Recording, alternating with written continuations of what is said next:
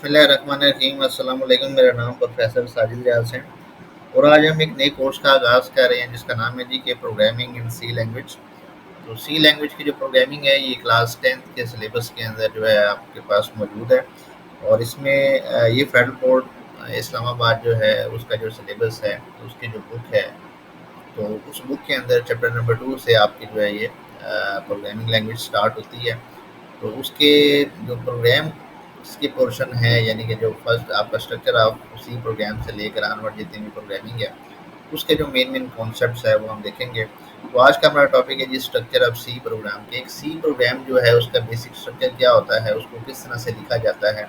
तो पहले हम उसका सिंटेक्स देखेंगे और फिर एक एग्जांपल करके देखेंगे कि सी प्रोग्राम जो है उसका फर्स्ट प्रोग्राम हम जो है वो कंपाइलर के अंदर राइट करके भी देखेंगे, उसको समझ के भी देखेंगे कि उसके अंदर कौन कौन सी चीज़ें होती हैं। तो आइए जी आज के लेसन का हम आगाज़ करते हैं। तो सबसे पहले है structure of C program. C program में जो सबसे पहली चीज़ हमारे पास होती है वो प्री प्रोसेसर डायरेक्टिव्स होती हैं। अब ये प्री प्रोसेसर डायरेक्टिव्स क्या होती हैं? प्री प्रोसेसर डायरेक्टिव्स बेसिकली हमारे पास जैसे हैश टैग इंक्लूड हो गया या हैश टैग डिफाइन हो गया, ये दो हमारे पास प्री प्रोसेसर डायरेक्टिव्स हैं। प्री प्रोसेसर डायरेक्टिव बेसिकली वो कमांड्स होती हैं जिसके थ्रू हम हेडर फाइल को अपने प्रोग्राम में ऐड करते हैं। ठीक है, ये कंपाइलर इंस्ट्रक्शंस होती हैं जो कि आपके प्रोग्राम की प्रोसेसिंग से पहले जो है ये एग्जीक्यूट होती हैं और इनका काम सिर्फ यही होता है कि कंपाइलर में जाके उन फाइल्स को वहाँ से पिक करना और आपके प्रोग्राम के साथ अटैच कर देना। उसकी रीज़न ये होती है कि हमने जो हेडर फाइल्स इसके अंदर ऐड की होती हैं उन हेडर फाइल्स के कुछ हम फंक्शंस यूज़ कर रहे होते हैं। ठीक है, तो इसलिए फिर हम प्री प्रोसेसर डायरेक्टिव्स जो है वो टॉप ऑफ द प्रोग्राम के ऊपर जो आपकी टॉप लाइन है उसके ऊपर लिखा जाती है। उसके बाद हम मेन फंक्शन लिखते हैं। आपका जितने भी सी के प्रोग्राम लिखे जाते हैं वो मेन फंक्शन के अंदर लिखे जाते हैं। मेन फंक्शन जो है बेसिकली आपका एक डिफ़ॉल्ट फंक्शन है, एक बिल्ट इन फंक्शन है और सबसे पहले आपने अगर जितने भी फंक्शन बनाए हो तो सबसे पहले जो है मेन फंक्शन एग्जीक्यूट होता है। ठीक है, अभी जो मैंने कर्ली ब्रेस डाली है ये कर्ली ब्रेस जो है मेन फंक्शन की बॉडी के स्टार्ट को शो करती है। ठीक है, उसके बाद फिर लोकल डिक्लेरेशंस आती हैं। लोकल डिक्लेरेशंस बेसिकली ये होती है कि कुछ हम वेरिएबल्स जो हैं वो डिक्लेयर करते हैं। यानी अब हम अपने जब प्रोग्राम क्रिएट कर रहे होते हैं तो हम अपने कंपाइलर को बताते हैं कि हम इस प्रोग्राम के अंदर जो है कौन कौन से वेरिएबल्स यूज़ करेंगे, उनको लोकल वेरिएबल्स कहा जाता है। लोकल वेरिएबल्स वो होते हैं कि जो सिर्फ उस ब्लॉक ऑफ कोड के अंदर से एक्सेस हो सकते हैं, इसके अलावा उस ब्लॉक ऑफ कोड से बाहर आप उनको एक्सेस नहीं कर सकते। इनको लोकल डिक्लेरेशंस कहा जाता है। लोकल डिक्लेरेशंस के बाद फिर आप कुछ स्टेटमेंट्स लिख सकते हैं, कुछ इनपुट स्टेटमेंट, आउटपुट स्टेटमेंट या और काफ़ी तरह की स्टेटमेंट्स होती हैं वो आप राइट कर सकते हैं। इसके बाद जो है हमारे यहाँ पे बॉडी ऑफ फंक्शन जो है ये कंप्लीट हो जाती है। तो अब बेसिकली ये जो आपके पास जो है ये बॉडी ऑफ फंक्शन आ जाती है। उसके बाद वैसे तो जो ज़्यादातर प्रोग्राम्स हैं अभी जो शुरू के चैप्टर्स हैं जो आप अगर आप जब फंक्शंस यूज़ अगर नहीं करते तो फिर आपका जो स्ट्रक्चर है वो यहाँ तक ही होता है। अगर आप फंक्शंस यूज़ करते हैं, यूज़र डिफाइंड फंक्शंस यूज़ करते हैं तो फिर आपका स्ट्रक्चर थोड़ा सा एक्सटेंड हो जाता है और मेन फंक्शन के बाद आप मज़ीद अपने कुछ फंक्शंस लिख सकते हैं। फॉर एग्जांपल अगर आप एक कैलकुलेटर बनाना चाहते हैं तो आप सम का फंक्शन लिख सकते हैं, फिर या ऐड एडिशन का, मल्टीप्लिकेशन डिवीजन के इनके फंक्शन से लिखे जा सकते हैं। अभी मैं इनकी डिटेल में नहीं जाऊँगा, आगे अगर टॉपिक्स आएंगे तो फिर उसके अंदर आप जो है इनको स्टडी कर लेंगे।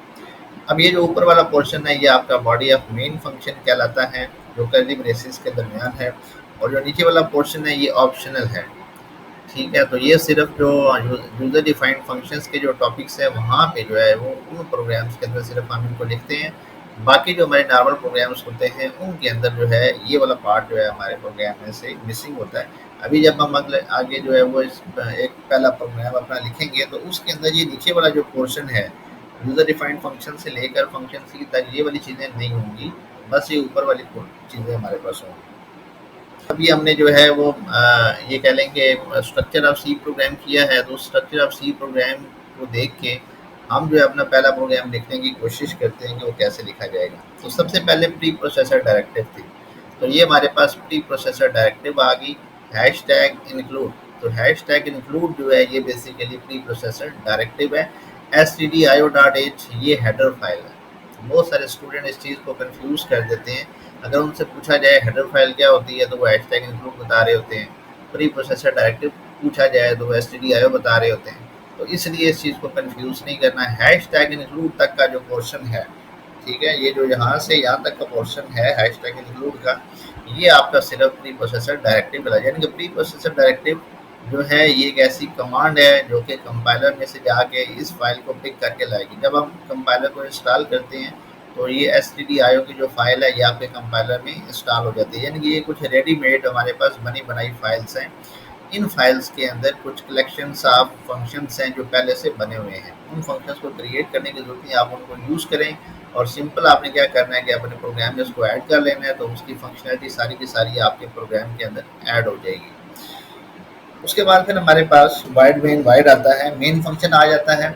अब मेन फंक्शन के अंदर जो पहला वाइड है, अब ये हमें क्या बताता है, देखिए वाइड का मतलब होता है कि या जो मेन से पहले वाइड है ये आपको बता रहा है कि रिटर्न टाइप होती है। बेसिकली रिटर्न टाइप का मतलब ये है कि ये इंटीजर हो सकता है, फ्लोट हो सकता है, कैरेक्टर हो सकता है, किस टाइप का डेटा आपका फंक्शन रिटर्न करेगा। दो तरह के फंक्शन होते हैं, एक वो फंक्शन होते हैं जो कोई वैल्यू रिटर्न करते हैं और एक वो फंक्शन होते हैं जो कोई वैल्यू रिटर्न नहीं करते। तो जो तो कोई वैल्यू रिटर्न करेंगे तो फिर वाइड की जगह पे फिर आपको कोई ना कोई डेटा टाइप लिखनी पड़ेगी, इंटीजर, फ्लोट या इस तरह से कोई भी डेटा टाइप आप लिख सकते हैं। लेकिन अगर आपके पास जो है जैसे ये है और यहाँ पे मैंने वाइड लिखा हुआ है, तो अब वाइड का मीनिंग ये है कि बेसिकली यहाँ पे हमारे पास कि हम उसको बता रहे हैं कि नो रिटर्न टाइप। इसका मतलब ये है कि ये फंक्शन कोई वैल्यू रिटर्न नहीं करेगा। उसके बाद मेन आपके फंक्शन का नेम है और जो ब्रैकेट्स के अंदर वाइड लिखा है, ब्रैकेट के अंदर आर्गुमेंट्स होते हैं। हम फंक्शन को कोई ना कोई वैल्यू पास कर सकते हैं, तो वाइड का मतलब ये है कि इस फंक्शन को हम कोई वैल्यू पास नहीं करेंगे, तो इसलिए जो है हमने उसके अंदर आप वाइड भी लिख सकते हैं, उसको खाली भी छोड़ सकते हैं। अब यहाँ पे आपने कर्ली ब्रेस लगानी है, ओपनिंग कर्ली ब्रेस, ये इसकी यहाँ से आपके मेन की बॉडी स्टार्ट हो जाएगी। इसमें हम एक प्रिंट एफ ऐड करेंगे। उस ये प्रिंट एफ फंक्शन क्या है, ये बेसिकली फंक्शन स्क्रीन के ऊपर आउटपुट शो करेगा और ये जो प्रिंट एफ का फंक्शन है आपकी stdio की जो फाइल है उसके अंदर पड़ा हुआ है, इसीलिए हम टॉप पे stdio की फाइल को इंक्लूड कराते हैं। अदरवाइज प्रिंट एफ पे जाके हमारा कंपाइलर एरर दे देगा, उसको समझ नहीं आएगी कि प्रिंट एफ क्या चीज़ है। जब ऊपर stdio आपने लिखा होगा तो फिर वो एरर नहीं देगा, वो इसकी जो सारी डिटेल है वो stdio में से पिक कर लेगा।